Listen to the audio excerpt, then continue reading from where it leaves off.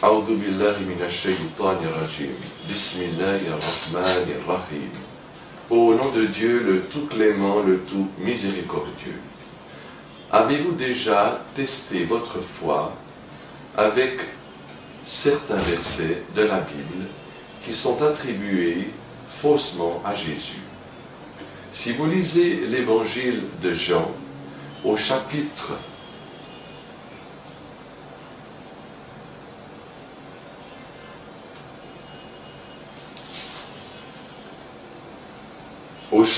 14 et au verset 13, vous lirez ces paroles que l'on attribue à Jésus, qui ne sont pas ces paroles authentiques. Jésus aurait dit, en vérité, je vous le dis, celui qui croira en moi fera des œuvres plus grandes que moi. » Fin de citation. Nous savons que Jésus, paix et bénédiction d'Allah soit sur lui, était parmi les grands prophètes cités dans le Coran. Et Dieu lui avait donné le pouvoir de faire les miracles afin d'attester qu'il était véritablement le Messie et que le message qu'il apportait de son Seigneur était véridique. Toute parole que prononçait Jésus lui était révélée par Dieu, son Seigneur.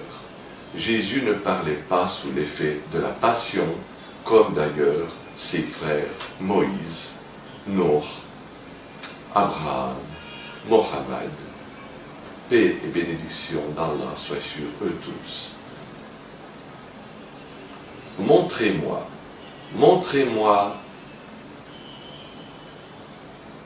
un chrétien, quel que soit son rang auprès de son église ou de sa secte, qui est capable de faire seulement ce que Jésus a fait avec la permission d'Allah. Faire voir les aveugles, faire marcher les paralytiques, ressusciter les morts. Aucun d'entre eux n'est capable de le faire. Comment serait-il capable de faire quelque chose de plus grand que cela? Par exemple, un chrétien qui croit fermement en Dieu et en Jésus, qui a eu un accident de voiture, qui a perdu une jambe, est-ce que ce chrétien auquel vous croyez, qui a un rang élevé dans votre église ou dans votre secte, serait-il capable de faire repousser une nouvelle jambe? Et je ne parle pas d'une jambe en plastique, car cela, les hommes en sont capables avec la permission de Dieu, mais ce n'est pas ce que Dieu a créé. Donc vous voyez, ces paroles ne sont pas de Jésus. Aussi, si vous lisez dans l'évangile de Marc, à la fin de cet évangile, au chapitre 16 et au verset 16, au verset 15 et 16, on fait dire ces paroles aussi à Jésus. Je cite, « Allez par le monde et prêchez la bonne nouvelle à toutes les créatures. Celui qui aura cru et qui aura été baptisé sera sauvé, et celui qui ne croira pas sera perdu.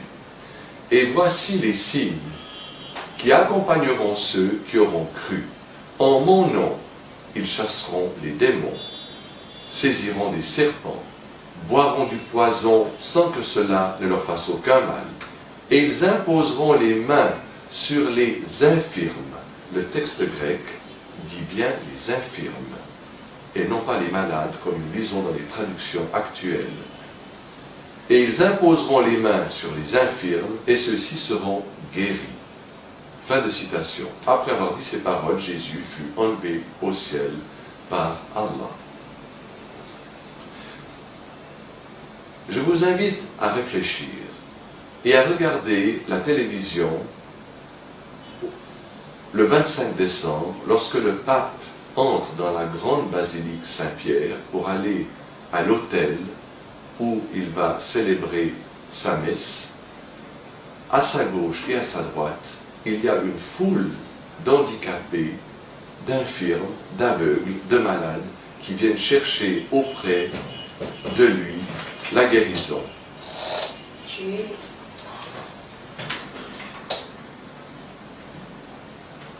Mais le pape est incapable de guérir qui que ce soit. Il n'a pas les signes qui doivent accompagner ceux qui ont cru en Jésus. Et si vous le savez peut-être, dans l'histoire des papes, combien d'entre eux ont été empoisonnés par leurs collègues afin qu'ils prennent sa place. Les témoins de Jéhovah qui vont sonner à toutes les portes pour égarer les gens loin de la voie droite que Dieu a tracée dans son livre, le Coran, loin de la voie véritable de Jésus. Les témoins de Jéhovah croient qu'au verset 15 du chapitre 16 de Marc. Et c'est pourquoi ils vont chez tout le monde pour les appeler à leur religion. Par contre, ils ne croient pas au verset 16, car ils n'ont pas les signes, eux aussi, qui doivent accompagner les croyants, et ils disent que ces versets ont été ajoutés au XVe siècle. Si vous n'avez pas ces signes qui accompagnent les croyants, et certainement vous ne les avez pas, ne soyez pas désespérés, car la vérité est tout autre. Dieu a cité dans son livre, le Coran, quels sont les signes des vrais croyants. Je vais vous lire 2 versets qui nous expliquent cela.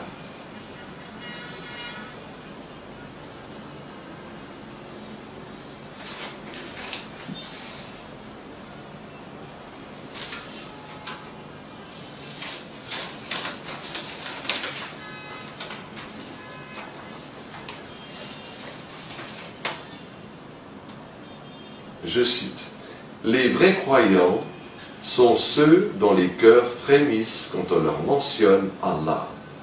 Et quand ces versets leur sont récités, cela fait augmenter leur foi et ils placent leur confiance en leur Seigneur. Ceux qui accomplissent la prière rituelle, salat, et qui dépensent en aumône dans le sentier d'Allah, ce que nous leur avons attribué.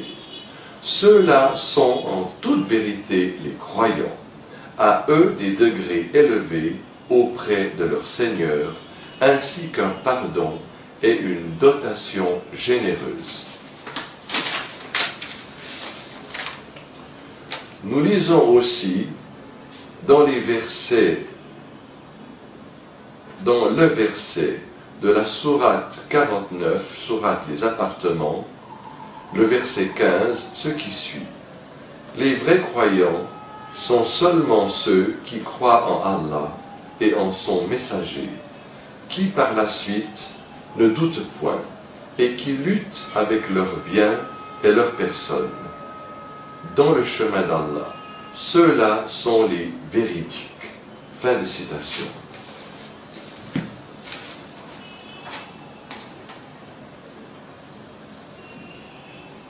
Si vous croyez en Dieu, votre Créateur, et en tous ses prophètes, et en Mohammed le dernier, et que vous accomplissez la prière d'adoration, cette magnifique prière, pour laquelle Dieu nous a créés, et que vous accomplissez l'aumône aussi pour les pauvres, ainsi que vous jeûnez le mois du Ramadan, car c'est pendant ce mois que Dieu aussi a fait descendre la Torah, l'Évangile, les rouleaux d'Abraham, les psaumes de David et le Coran, ce mois sacré.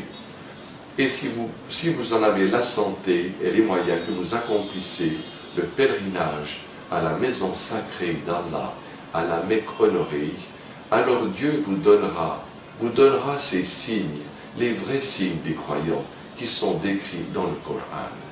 Mais les miracles n'ont été accordés qu'aux prophètes et pas à tous les hommes, car si cela eût été ainsi, alors on ne pourrait plus distinguer le prophète des autres hommes qui ne le sont pas.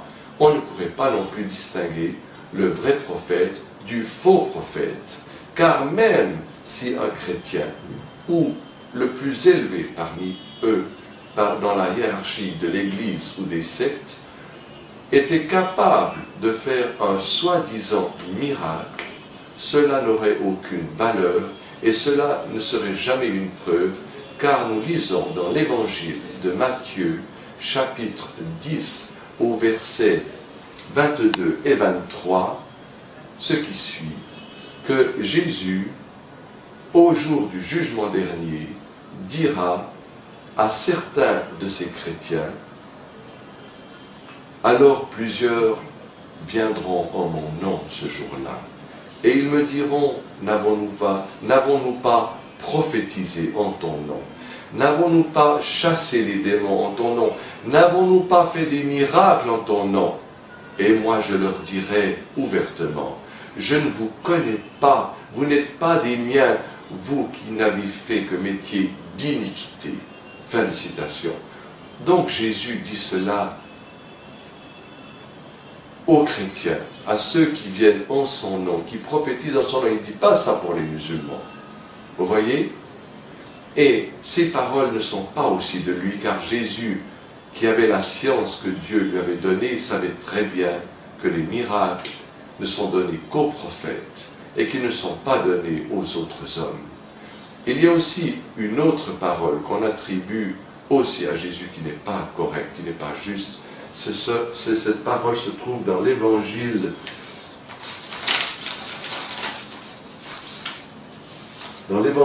de Marc, au chapitre 9 et au verset 39, dans lesquels Jésus aurait dit, je cite, « Personne ne peut faire un miracle en mon nom et parler mal de moi. » Fin de citation. D'un côté, on nous dit que Jésus aurait dit « Personne ne peut faire un miracle en mon nom et parler mal de moi ». Et d'un autre côté, beaucoup viendront au jour du jugement qui auront fait des miracles au nom de Jésus. Vous comprendrez que ces contradictions sont une preuve que cela ne sont pas les paroles de Jésus et que la Bible n'est pas la parole de Dieu dans sa totalité. Car comme Dieu l'a dit dans le Coran, n'ont-ils pas étudié le Coran? S'ils venaient d'un autre que Dieu, ils y trouveraient des contradictions abondantes. Mais le Coran ne contient pas de contradictions absolues. Elle ne contient pas des erreurs scientifiques ou historiques, et il y a seulement des versets qui ont été abrogés par d'autres versets, ce qui se trouve exactement aussi dans l'Ancien Testament, dont certains versets ont été abrogés par une nouvelle loi apportée par un prophète, ainsi que dans les évangiles, mais cela nous le verrons une autre fois, s'il plaît à Allah, et vous pouvez trouver tout cela sur le site jesusinfo.fr, jesusinfo.fr. Toutes ces références se trouvent dans ce site béni. Assalamu alaikum wa rahmatullah wa barakatuh.